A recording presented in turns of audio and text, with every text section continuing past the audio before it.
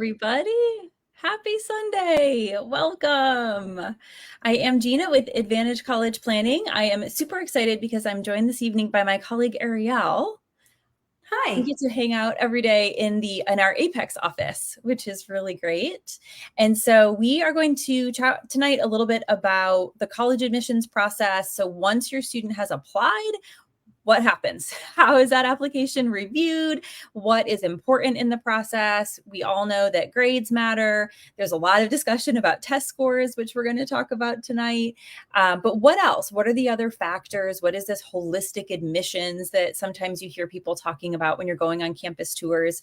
So we wanted to pull back the curtain a little bit and share a little bit of that information with you. So if you are new here, we hop on Facebook about every other week, a couple times a month, and share really relevant information and timely information with students and families. We love sharing information and resources. And again, my name is Gina, and I would love to know where you are tuning in from. Make sure my sound is working and everything's working okay. If you could just let me know in the chat where you're tuning in from and also what year your students are.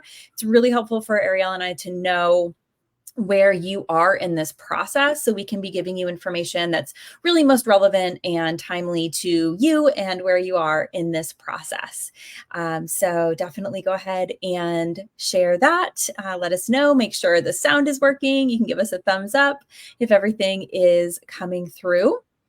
Awesome. Okay, great. We've got some juniors. Another oldest is a junior. Great. Very timely information for our junior families. Fantastic. This is the time. This is the time. Awesome. So Arielle and I both, now we work with Advantage College Planning as college planning consultants, but prior to this, we both worked in admissions. So we have been on both sides of this process. We've been the ones reviewing the applications and taking all this information into consideration when choosing students to admit to the freshman class.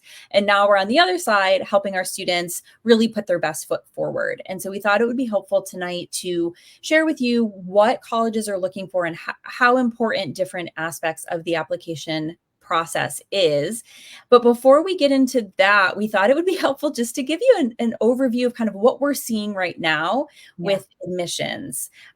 We get to work with lots of students, and that means we get to see lots of different admissions decisions coming back from a wide range of schools. And we've seen things change, especially in the last 5 years. I feel like things have changed a lot. Arielle, do you want to kind of share a little bit about what you've seen, or when you're thinking about the current state of college admissions, how would you describe that?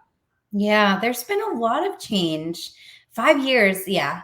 I think we're seeing it, 5 and sooner, right?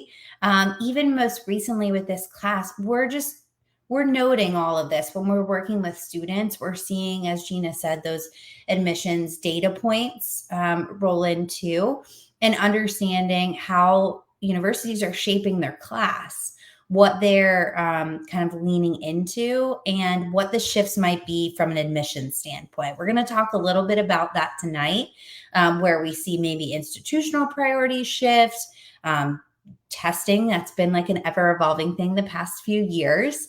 We'll chat about that. And then also what we're seeing from admit rates, right? How universities are recruiting their students, but also how they're selecting their students. Some changes more recently, and we'll get to this a little bit, have been for some of our out-of-state schools where their admit data has changed, right? Maybe they have an auto admission process as a part of supporting the state that they're in, as well as things like maybe they are looking more at being a more selective institution. So they're hoping to seek out more people to apply to help lower and make their institution more selective with their admissions rates. So a lot of changes in the landscape, and it's ever evolving. Like we keep seeing it every year. So hopefully this conversation will be helpful to understand like what's important in the admissions process, and to help kind of review some things that you might already be familiar with, but we're just going to add another layer. Yeah, absolutely. That's a big part of what we do throughout the year, and especially over the summer as colleges, after they've admitted their class, their freshman class, they'll do information sessions for consultants or for school counselors to attend to learn a little bit more about how their class was shaped. And so, like Arielle said, sometimes we're seeing really big shifts from year to year. A school maybe was a high chance of acceptance school last year, and this year their process totally changed. The way they're reading applications is very different at this specific school. And now it's become a low chance of admission school. So things can change pretty quickly. And so that's why we're going to show you a couple resources, something called the Common Data Set, but also college websites are really great places to go after you leave this session today. A lot of you here tonight are juniors. As your students are shaping out and building out their college lists, start paying attention, this spring and into the summer. Go to the admissions pages for those colleges, because a lot of them will update what we're looking for in a student, or what our averages for our admitted student class of, the incoming class for 2024. That'll start to get updated, and you can see some of them are very transparent, what their admit rates were, what their average GPAs or test scores were. So, that's something that we do, but that's also a resource out there that you can use as well, as just even starting with the website. So for those of you who have juniors, a lot of you're probably starting to do campus tours, or maybe you have some good campus tours planned the rest of this spring and summer. And so a general higher ed lingo that you're going to hear thrown around a lot is holistic admissions. Pretty much every campus you go to is going to say, we review applications holistically. So we wanted to make sure first that you understand what that means, because that's a big part of what we're diving into tonight. How would you describe holistic admissions, Arielle? It's such an interesting term too. I just went on some campus tours, 3 of them, and every single school was like, we will review your application holistically. And really, prior to admissions, my admissions were like, who knows what holistic means? I feel like it's a buzzword now that like people are talking about it, and people can understand that it's used more. But the term holistic really just means like a broad overview of all of the factors. They're looking at your entire application. Here's the interesting part though.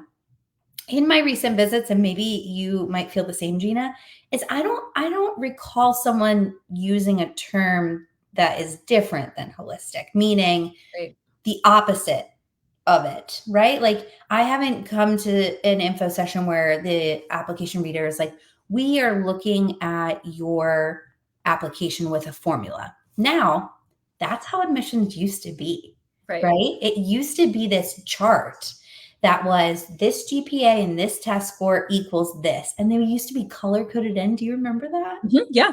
Yeah. Uh-huh. Yes. So these formulas, well, we've kind of shifted from that. The application is pretty extensive now with all of the essays, with letters of recommendation. I mean, the supplemental essays too. Mm-hmm. They're really able to engage more with getting an understanding of the student. So admissions offices are going to say holistic. That means that they're reviewing the entire application from front to back and really being mindful of all of the pieces that are a part of that application. Perfect. Yeah. Yeah. But then the tricky thing is that doesn't mean that all of those pieces are weighted equally. Yes. So that's exactly right. And I cannot wait for you to share the common data set, because that will be super helpful. They say holistic.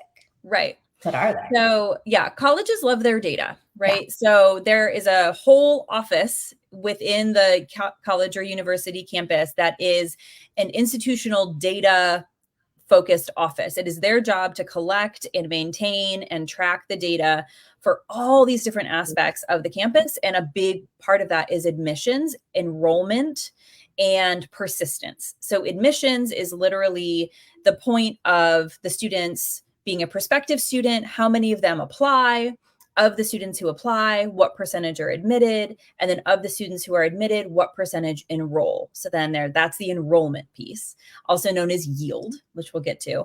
And then there's persistence. So of our students who enrolled, how many of them are staying enrolled? They're not dropping out, they're not transferring out, we're retaining them. And what percentage of them go on to actually graduate with a degree from our institution in 4 years and then in 6 years? This is all the data they're tracking.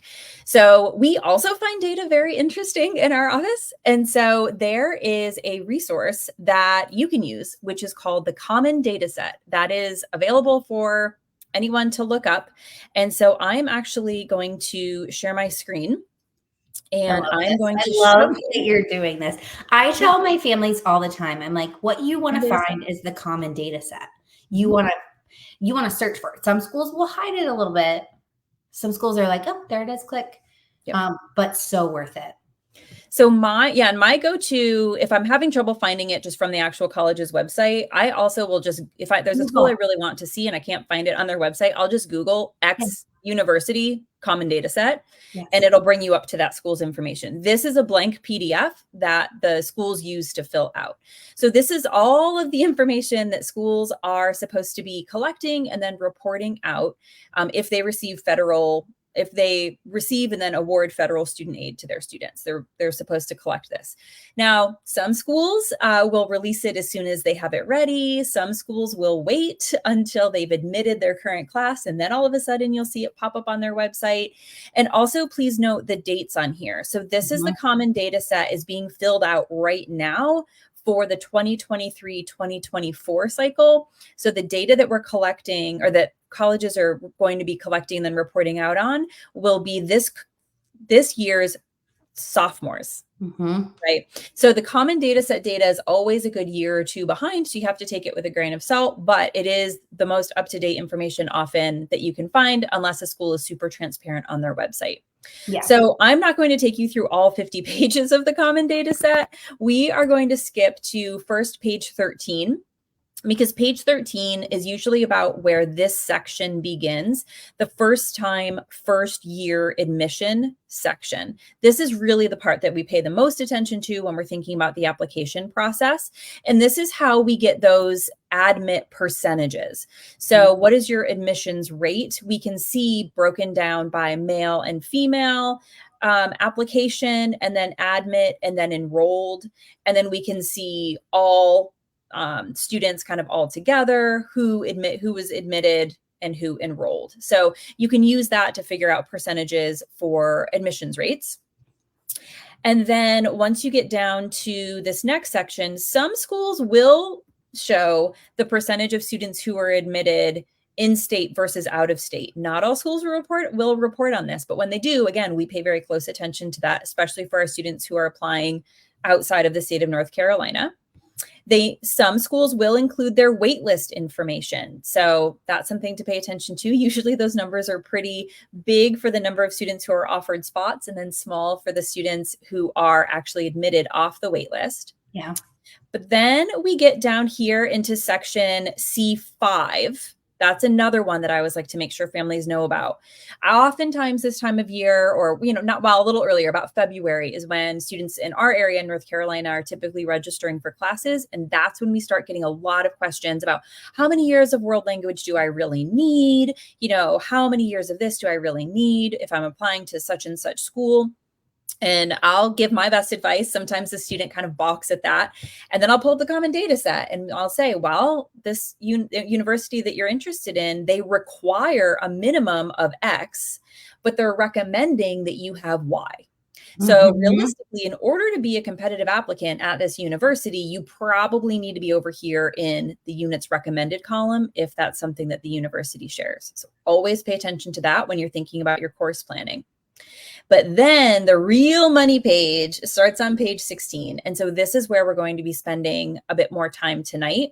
When we get to section C7, and these are the basis for selection criteria. This is like pulling the curtain. This is pulling back the curtain. Yeah. So every college will fill this out, and all these check boxes are going to look different for every institution because they all are going to weight things differently. So you can see here, they can check in if something is very important, considered, or just not even considered. It's not even on their radar. And depending on the weight of different parts of the different elements, that's going to tell you a little bit about how your application is going to be reviewed. So Let's talk about the factors that you can control, because in the application process, there are things your student will have control over, and there are things they will have no control over. And we cannot spend our time worrying about them because we can't control them. So yeah. So what would you say are the top can control categories, Arielle? I mean, the big one, right, is academics. The student is in school focusing on their academics. So grades. Grades are going to be the biggest thing. Whether a student selects, the courses that make the most sense for them. So if it's honors level, academic level, honors level, AP, IB, if they choose to do dual enrollment, the transcript will be a part of the application, and grades are the thing that the students can control. They have the ability in that time frame that they're taking that class to really show up for themselves, and then over time build their rigor. So we're going to talk about that a lot, but building rigor, making sure that students are taking challenging courses. The most challenging year, might be a surprise to you, should be senior year. The most challenging courses should be in that senior year. We tell our students, don't take your foot off the gas, and really think about your grades and the rigor and making sure there's a balance there. So not just taking APs for the sake of APs and not doing well in them, Right. But continuing to strengthen your transcript, the courses you're taking would look like, if you're doing well in an academic course, you take an honors course. And if you're doing well in the honors course, you're taking an AP course. Mm-hmm. The colleges have the opportunity to look at your application, the school profile for the student, and see what is available to them. So if they see a student is getting, I have this all the time happen, but like students are like, I got a 99, I got 100, I got a 99, I got 100. I'm like, that's great. Let's like increase the rigor there. Let's sign up for the AP, right? And they're always like, no, it's too. But the universities, the colleges are looking to see how a student can increase their rigor over time and what's available. So grades are huge. I mean, test scores, obviously. Test scores are interesting right now because it's like, are you test flexible? Are you test blind? Are you test optional? Are you North Carolina and you haven't made a decision yet? Exactly. Exactly. Yeah. So we're still kind of sorting that out. So if you're working with us, we'll definitely keep you up to date on your colleges and what the test policies are. But test scores are something that a student can control. Putting in the time to, make yourself prepared for those tests and figuring out which test makes the most sense for you, the strategy behind the time frame, and whether it's the ACT or the SAT. Yep. You like to call extracurricular something. Oh, I call it extracurricular engagement. Like, it's not just an activity that you're signing up for. Like, yes. To actually, if you're applying to a school that has extracurricular activities over in the very important or important category, yeah, then like they're looking for you to show your engagement and your meaningful involvement in it. Yeah, it's not really just checking that box. It's really extending what's your impact, what's your contribution to your community, and how are you showcasing that? I mean, yeah, that's in there, right? Like, yeah. Well, extracurricular activity is on there, but then there's also a few other things that this can kind of be hidden within. Yeah, volunteer work experience, and they separate those out because we talk about this all the time. Like, I think both of our students, we have this issue where students will say like, oh, well, this activity doesn't count because I didn't do it at school, or this is just my job, and colleges don't care about that. Yes, wrong. They always say that, and I'm like, they do very much care. Yeah. I did also want to say one quick thing about test scores before we move on from them, is under the category of what you can control with test scores, I also think like if you are a student who does not test well, right, for whatever reason, if that is something that is just not going to be a strength in your application, then one thing you can control when you're building your college list is including schools that are test optional, right? And have an either not considered or considered for test scores. And you probably aren't going to want to apply to a school that has test scores marked as very important if testing is not your strength. So that's where like part of this is what you can control is you, to some degree, you have control over your rigor, you have control over your grades, and then you have control over how much you're going to use that testing. You're going to put in the time, you're going to put in the effort, but if your scores aren't aren't reflective of your ability for whatever reason, then you have control over the schools that you're applying to and how much they're leaning into that category.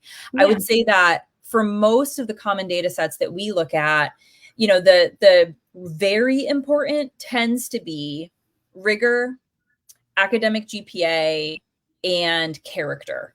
I would say are like the three most common very importance that I see. And then important tends to be like sometimes class rank. And again, some schools don't even consider class rank.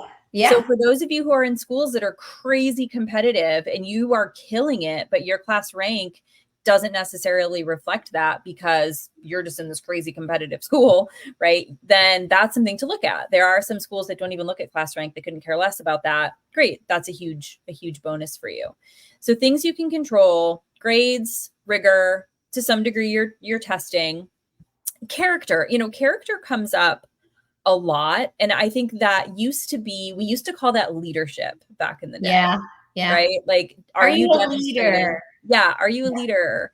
But now colleges are more likely to use, like, if you look on here, the word leadership isn't on this as a category. But character and personal qualities are. Yeah. And so, that's where they're looking for innovation, kindness, perseverance, creativity, dedication to some important cause that's really important to you, taking initiative, overcoming adversity, high level of responsibility, community building, intellectual curiosity. All of those things are character. And so that is a big piece of what a lot of schools are looking for. And they get that information from, your letters of recommendation and your essay and all of those other pieces. But I'd say those are probably the main things that you do have control over. Yeah. And I did want to mention too, with test scores, I love that we keep going back to it. Yeah. In the common data set, there is a test scores page too. So you can see the range that the institution. Yep. I can't remember if that's it's right below. Yes. So they'll show how many students applied with testing, whether it's SAT or ACT, and then of the students that did apply using testing, what their ranges were. And they'll do it in a percentage, which I don't think it'll show up on like the blank one, but they'll actually say like, 80% plus. Oh, no, it does look, well, yeah, it's blank, but this many percent submitted scores. And then here's what their averages are. And that gives you a good indication of like, should I submit my test scores? Should I not? Yeah, that's a good point. Yeah, up here, it was like what percentage, and up here it also says like, do you require them? Yes or no? So that's another thing to look at. Yeah. Good point. Good point. Test scores. See, it's unfolding as we speak. Like, we are just still trying to figure out what's going on with the test scores. But the bottom line is, for all of you families who have juniors, we are encouraging all of our students to prepare for and take the SAT and or the ACT. Let's just get scores. Let's get the highest scores you can possibly earn. This way, if you need them, you have them. If you have a very high score and it would be an asset to your application, even if it's test optional, but your score is high, yes, we're going to submit that and shine a big spotlight on that test score. So go ahead and pretend that you need it and take it. And then once all the chips fall and we see exactly which schools are going to require scores or not, then we can make a decision of how we're going to proceed. So that's what we'd say about test scores. Okay, so now the things that you do not have any control over in this process, and the things that you just have to be aware that exists, but just kind of let go. And never really know, right? That's a really good point. It's hard. I mean, I think one thing to note in the factors that you can't control is something called institutional priorities. Sometimes they're referred to as IPs.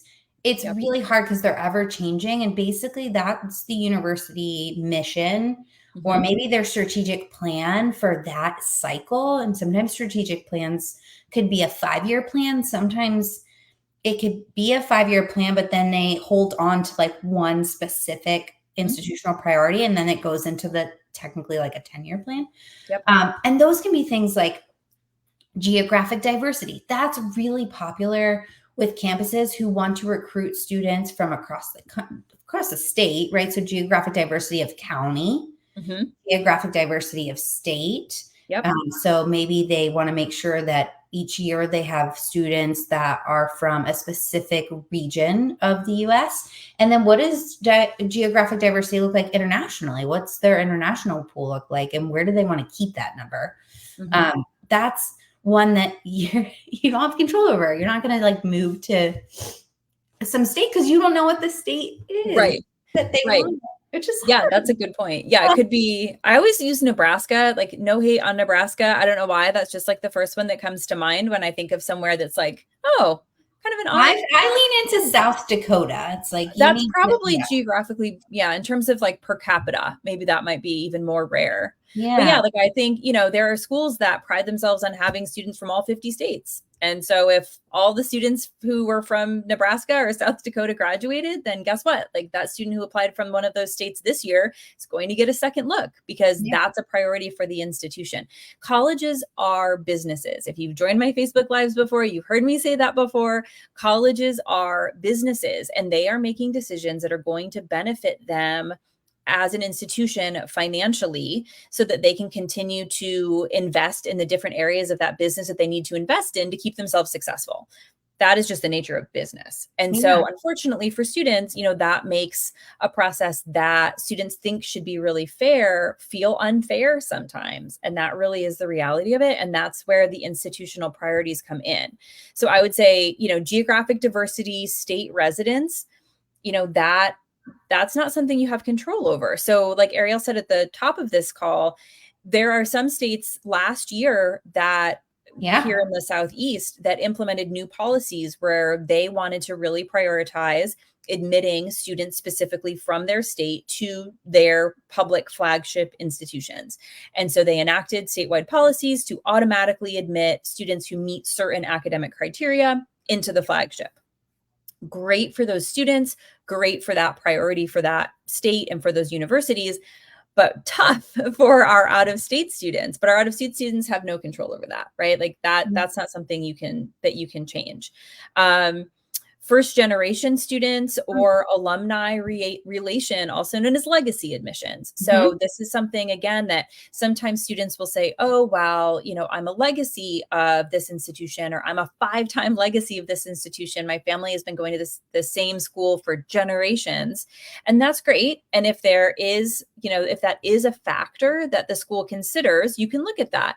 Typically, when we see alumni relations, that usually falls under the considered factor. It usually doesn't bump its way over to important or very important, but it is something that they'll consider. So those are just some factors in that holistic review, right, that are going to be considered, but aren't going to necessarily be more important than they're very important. So if you're a student who maybe has, really great personal qualities, but they're marking that as important and, they're considering your extracurricular activities and those are your big standout, but academically you're falling a bit below the average and that's what's considered to be very important, then that's naturally going to make that school a bit more of a low chance that you're going to be admitted, right? So these are some of the things that we're considering when we're thinking about how to build a college list for a student.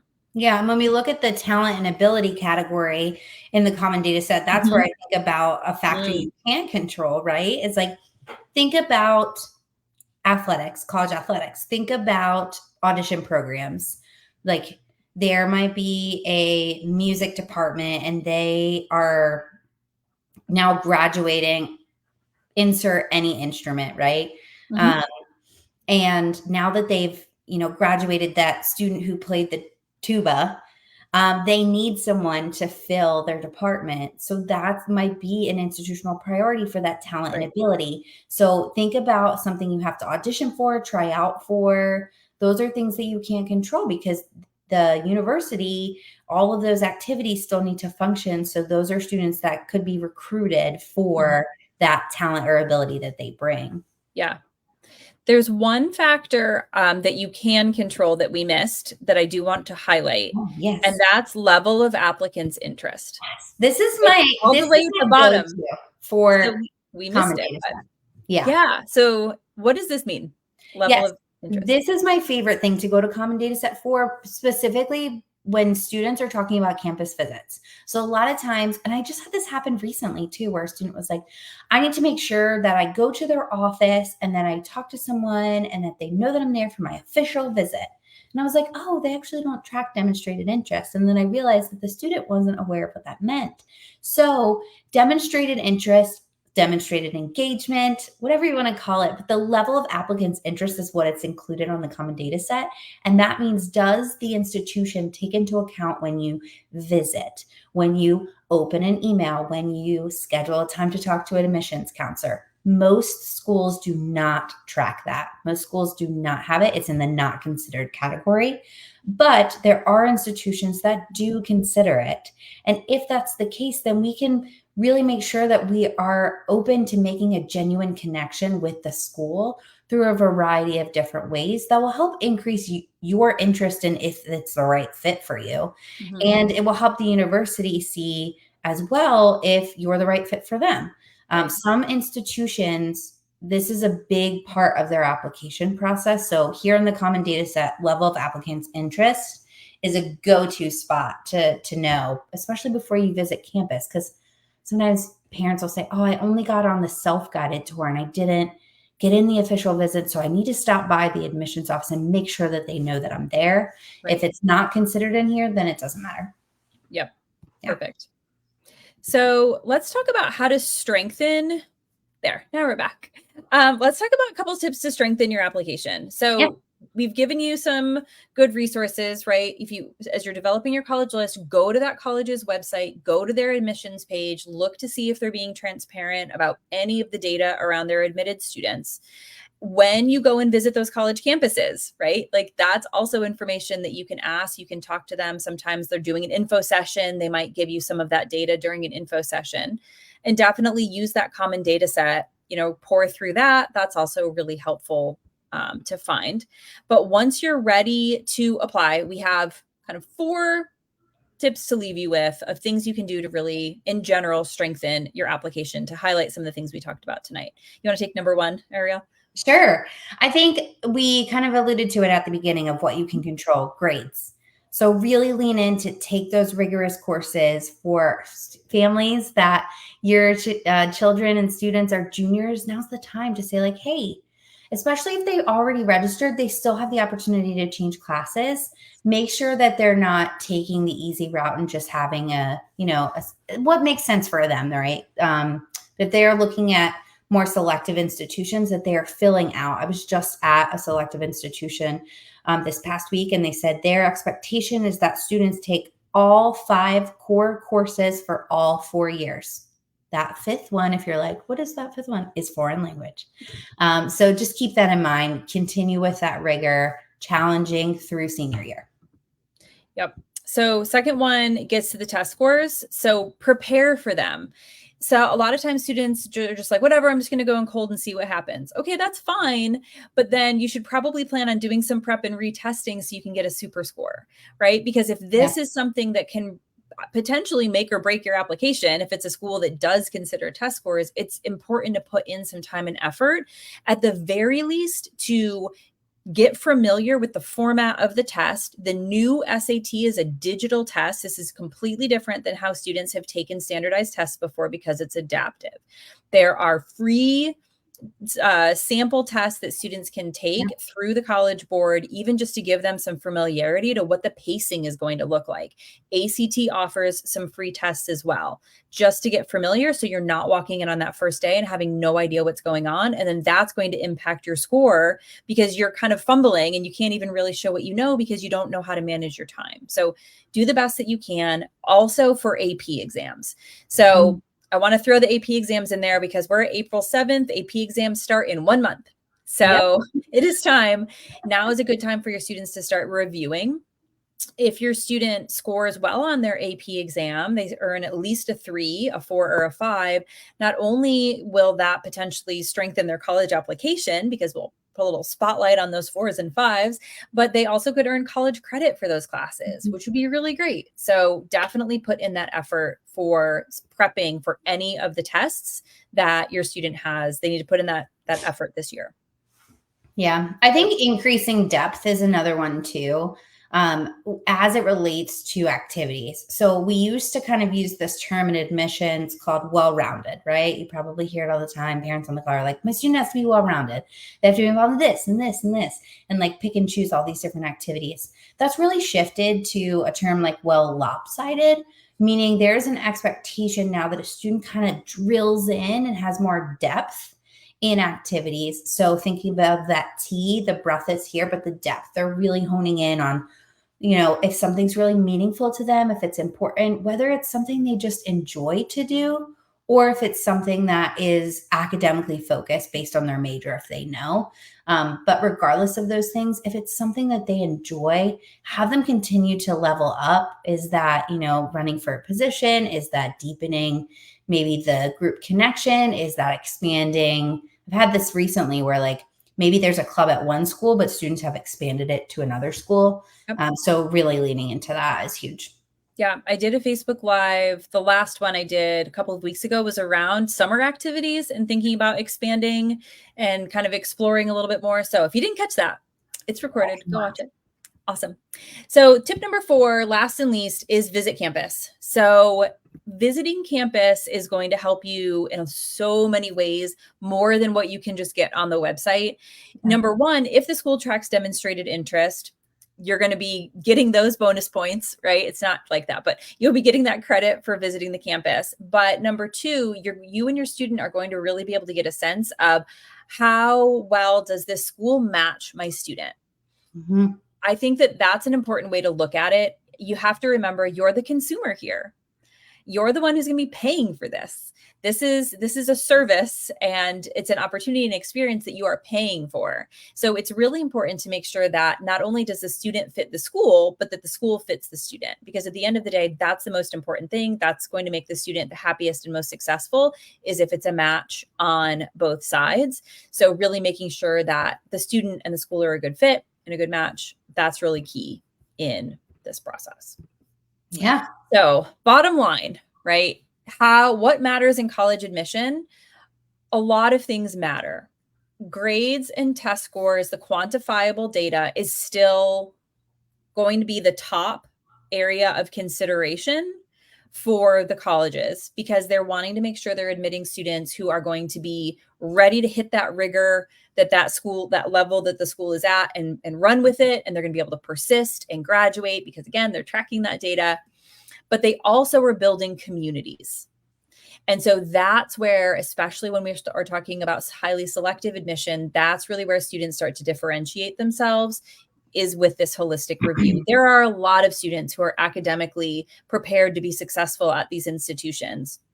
And then what the admissions officers have to do is figure out, of that pool of very highly qualified young adults, which are going to be the ones that we invite into our community. And so through that holistic review, getting to know their character, who they are outside the classroom, who they are as a person, what they're going to bring to the college campus, that is what's going to help set your student apart.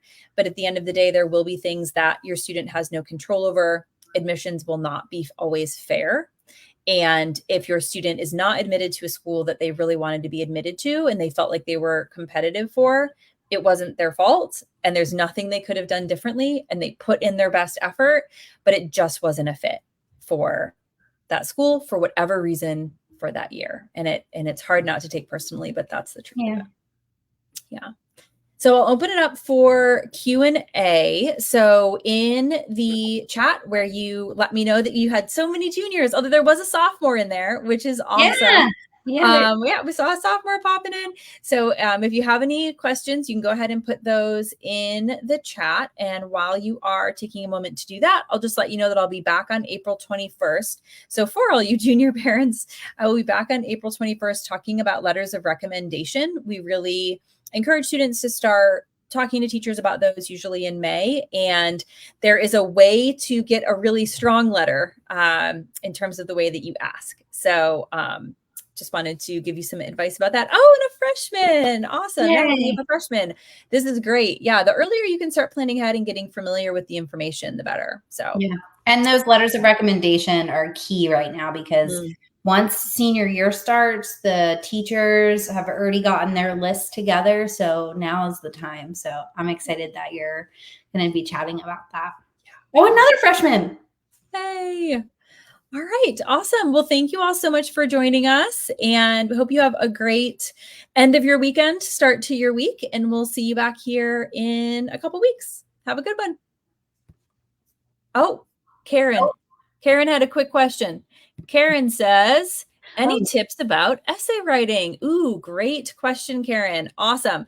So, oh, thank you. Awesome. So tips about essay writing. So that is going to be a whole nother session. I have a lot of tips about essay writing, actually. We're going to be getting started with our students on essay writing in the next couple of weeks, but I'm going to do a whole nother session about that just because it's a lot. Yeah. Yeah. So stay tuned, Karen. Awesome. Well, thanks so much, everyone, and we'll see you soon. Bye. Bye.